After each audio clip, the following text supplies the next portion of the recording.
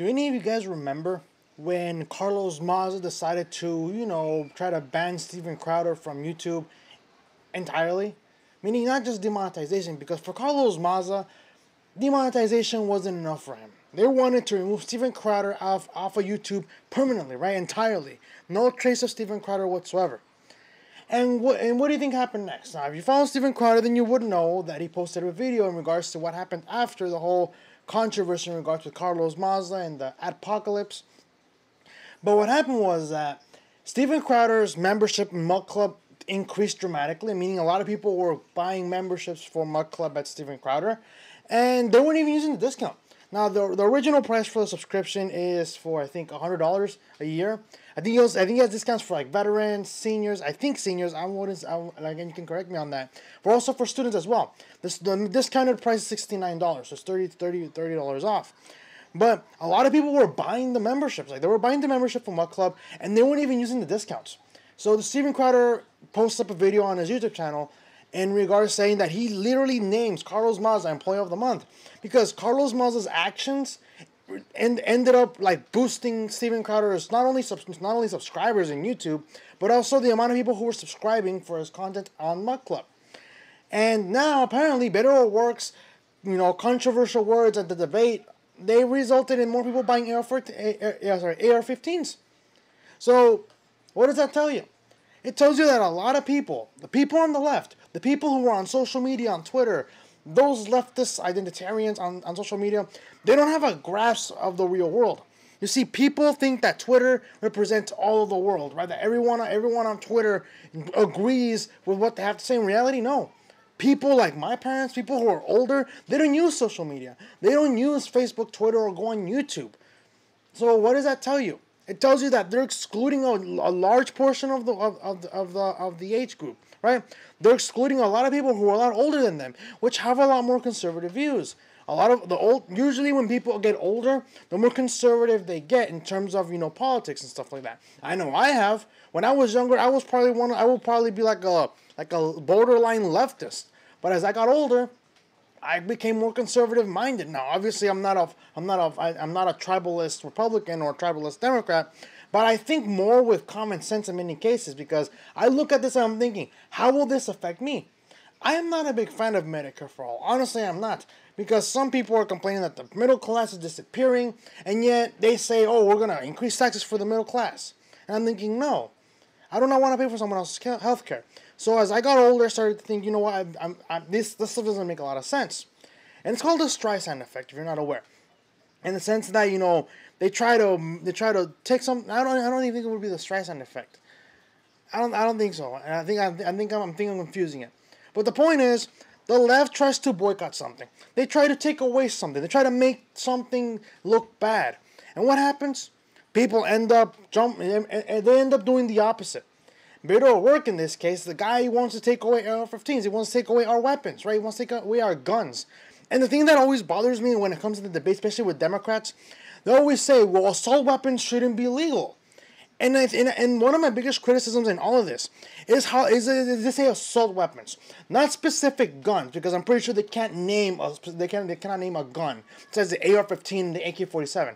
But if you go to a casual person and you ask them, can you name me 10 types of rifles? They wouldn't be able to name all 10. They'll probably give you the AR-15 and the AK-47. But other than that, they wouldn't be able to tell you specifically. So they have to say assault weapons. And the reason why I hate it when they say, well, we need to ban assault weapons, is because assault weapons is very vague, right? Assault weapons is very vague. In literal terms, an assault weapon for me is pretty much a weapon that you use to assault someone with, if you take it the literal sense, right? So right now, the AR-15 is an assault weapon. But what if, let's say, 10 years from now, someone decides to go on a stabbing spree? Technically, the knife was used to assault people and kill them. So is a knife considered an assault weapon now? See what I mean? That's why I'm very critical of them, because liberals and Democrats, in many cases, they just label it all broadly. Assault weapons. Well, what do you define as an assault weapon? Is it a knife? A baseball bat? Because I can use them to assault people, and they can be weapons, right? So that's why I'm very critical of this, and that's why I find it pretty hysterical that Beto O'Rourke is being named the NRA Salesman of the Year by the NRA. It's pretty funny. So let's read the articles from Newsweek, and it reads, Beto O'Rourke named AR-15 Salesman of the Year by the NRA. Democratic presidential candidate and gun control activist Beto O'Rourke is the National AR-15 Salesman of the Year, according to the National Rifle Association.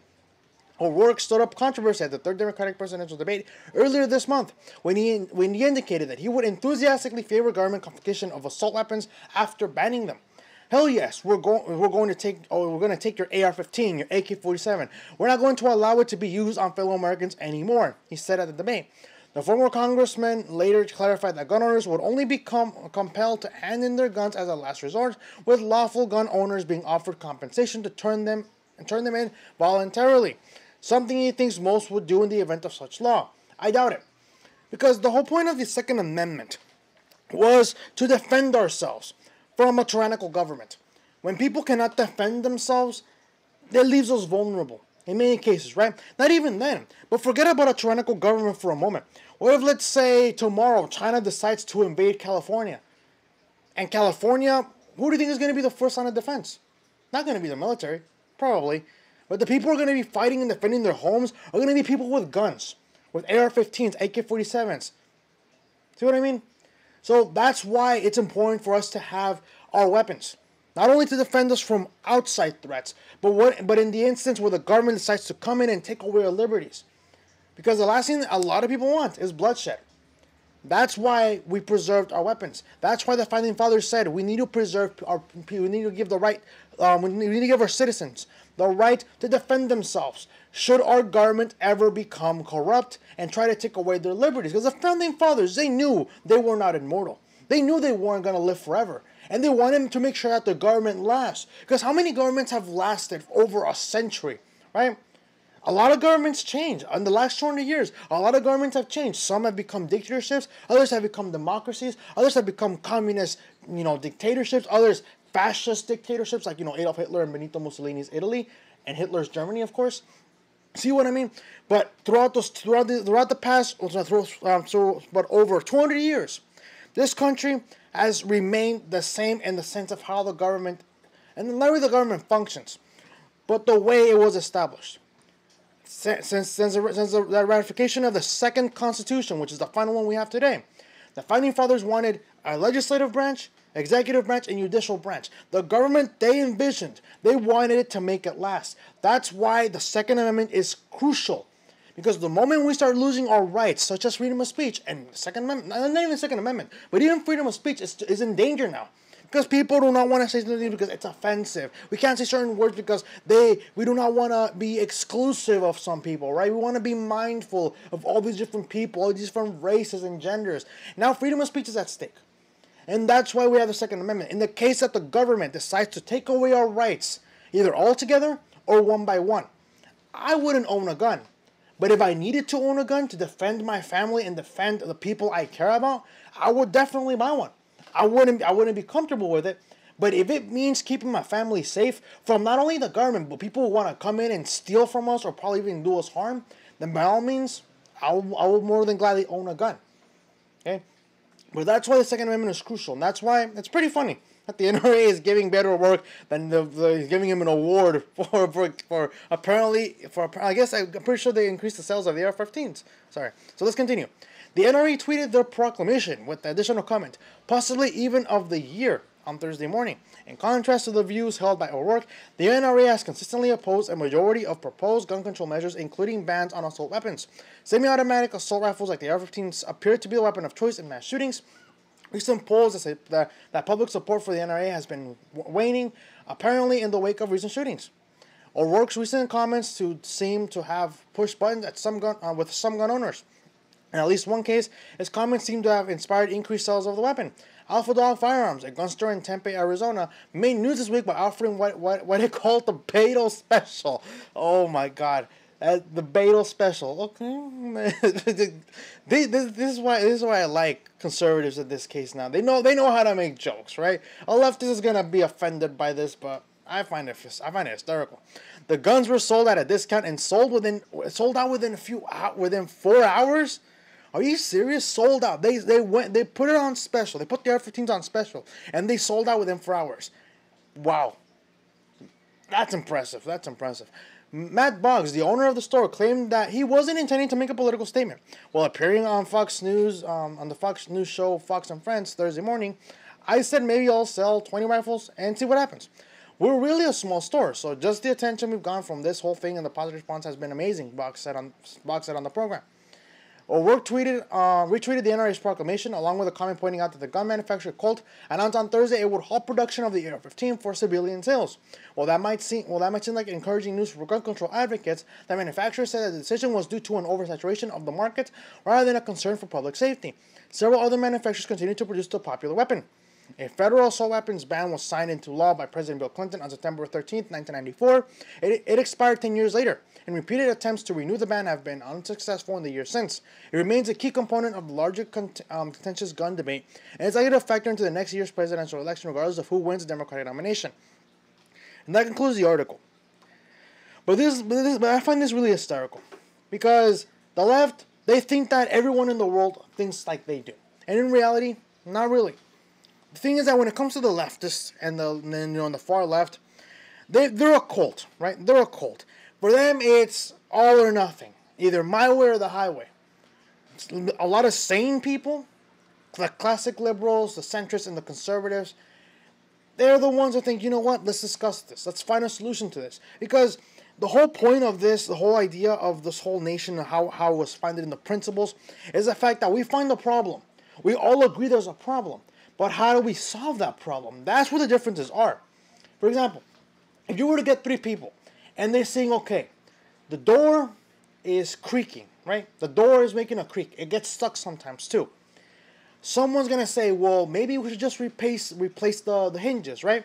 Maybe it's the hinges. That's why it creaks and that's why it keeps getting stuck. Others are going to say, well, I think we should replace the door because it's a little bit outdated, it's a little bit old, the wood's already starting to rot off. Replacing the hinges isn't going to do much. So they're going to be disagreements, right? They're going to try to solve the same problem, but they have different methods of solving them. And that's what leftists don't understand. They view everything as my way or the highway. You either agree with us or you don't. And that's why I think a lot of people are starting to pay attention more to conservative viewpoints and just starting to lean more to the center, because the leftists have pushed everyone they disagree with out. My mom, she's not a conservative. But even when she sees the debates, she knows that these people on the debate stage are insane. They are. She knows they're insane, and she's a Democrat. She's a Democrat. She doesn't like Trump. But you know what she tells me? She says, if that's the best people, is that the best these people have, the Democrats have, then I'm gonna vote for Trump. The guy might be a douche, right? He might be a jerk, but at least the guy has some policies, and the guy isn't insane. And again, I was surprised. Because the Democrats at this point, it's all about hating Trump. It's all about Orange Man bad. They're all about going extreme. Recently, Bernie has made a statement that he wants to ban deportations. Are you serious? It's like, come on. But this is really hysterical. I find it hysterical. I think it's really funny. And I think that's why I call it sweet justice, right? Poetic justice. You want something banned. You think you are the voice of reason. You think that everyone will listen to you. And it turns out you just ended up getting the opposite of what you wanted. Carlos Maza wanted Steven Crowder banned. And what happened? He ended up, increasing Steven Crowder's, source of revenue. But that's going to conclude the article. I'll see you guys in the next segment. I'll see you guys in a bit.